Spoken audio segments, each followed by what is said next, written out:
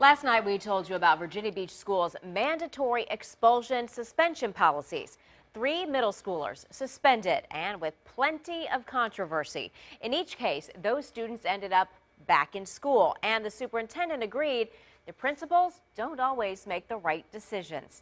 Tonight, 10 on your side's Andy Fox continues to investigate school disciplinary policies. Andy? Yeah, Stephanie, this time we're talking about a school board chairman in another district who says zero tolerance did not work for them. That's what we were told in Suffolk. They immediately changed the zero tolerance policy to be more flexible, to give absolute control to the principals, to do away with mandatory expulsions, even suspensions, until there's a discussion before the decision's made to suspend. It appears Virginia Beach has a suspend now, ask questions later policy. Suffolk found that's not the way to go. The end of Suffolk's zero tolerance policy came at the end of Christopher Marshall's pencil machine gun and the toy sounds that got him suspended. When you see that now, do you like... I cringe, yeah. I really do cringe.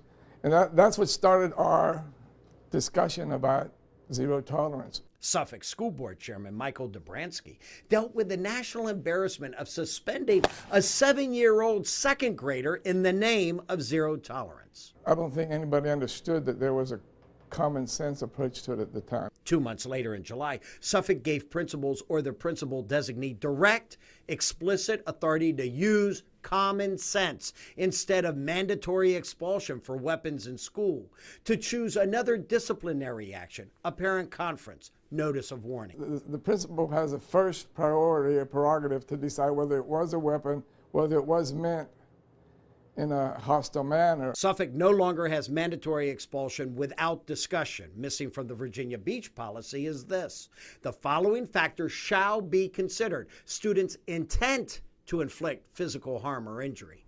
Virginia Beach suspended Adriana Harris for possessing a razor she took from a friend who was cutting his arm. Her intent was to help, not hurt, and Virginia Beach did not consider that before suspending her. Suffolk would consider it.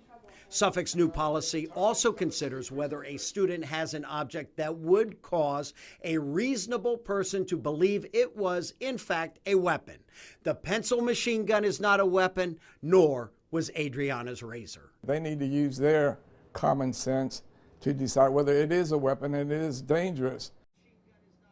And, you know, it was 10 on your side that broke the story about the toy gun there, the pencil gun. Dr. Dobransky says in Suffolk, Adriana would never have been suspended because the principal would assess what happened and determine there's no way in Adriana's case you could call that razor a weapon because her intent was not to do harm, but to do good. In the newsroom, Andy Fox, 10 on your side.